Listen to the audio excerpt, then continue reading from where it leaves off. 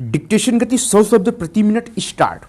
प्रधानमंत्री ने मन की बात कार्यक्रम में गणतंत्र दिवस पर दिल्ली में हुई हिंसा और खासकर लाल किले में राष्ट्रीय ध्वज के अपमान की घटना की ओर जनता का ध्यान केंद्रित करते हुए जो पीड़ा व्यक्त की वह पूरे राष्ट्र की पीड़ा बननी चाहिए। इस दिन जो हुआ वह घोर अनर्थ था और उसकी कोई कल्पना भी नहीं करता था। दुर्भाग्य से किसानों के नाम पर देश को शर्मसार करने वाला यह अनर्थ हुआ। इससे भी दुर्भाग्य की बात यह है कि संकीर्ण राजनीतिक कारणों से कुछ लोग इस घटना की गंभीरता को समझने से जानबूझकर इनकार करने के साथ किसानों को उकसाने में लगे हुए हैं। किसानों की समस्याओं का समाधान उन मांगों को मानने से बिल्कुल भी नहीं होने वाला जो दिल्ली को घेर कर बैठे कुछ किसान संगठनों की ओर से की जा रही हैं। यह अच्छा हुआ कि किसानों की समस्याओं के हल के एक तरीके का जिक्र प्रधानमंत्री ने अपने मन की बात कार्यक्रम में किया। उन्होंने यह जिक्र बुंदेलखंड में स्ट्रॉबेरी की खेती का उल्लेख करके किया। निस्संदेह इस तथ्य से अवगत होना सुखद आश्चर्य का विषय है। बुंदेलखंड जैसे इलाके में स्ट्रॉबेरी की खेती हो रही है।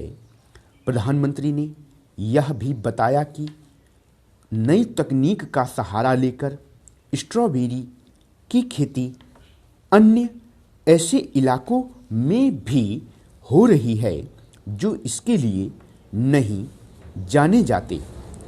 ऐसे सफल प्रयोग अन्य फसलों के साथ भी हो रहे हैं। उदाहरण स्वरूप उत्तराखंड के पहाड़ों में एक पूर्व फौजी सेब उगाने में सफल रहा। खेती में नवाचार के सफल प्रयोगों पर गौर करते हुए किसानों को यह समझना होगा कि परंपरागत फसलें उगाने और उनके लिए एमएसपी की मांग करने से बात नहीं बनने वाली। इसका कोई औचित्य नहीं कि जिन गेहूं और चावल से सरकारी गोदाम भरे पड़े हैं उनकी ही खेती पर जोर दिया जाए। कोई भी सरकार हो वह एक सीमा तक ही गेहूं चावल और खरीद कर सकती है।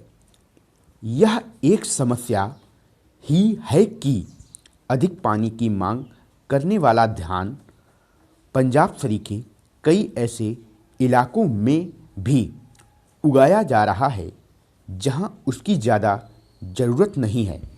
यही स्थिति गन्ने और कुछ अन्य फसलों के साथ भी है।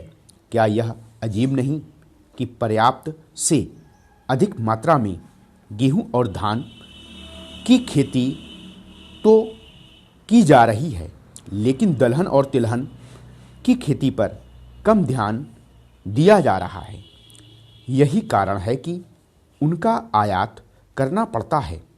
यह सही समय है कि हमारे किसान परंपरागत फसलें उगाने के बजाय नकदी और उन अन्य फसलों की खेती करें जिनकी कहीं ज़्यादा मांग है और जिनके दाम भी अधिक मिलते हैं।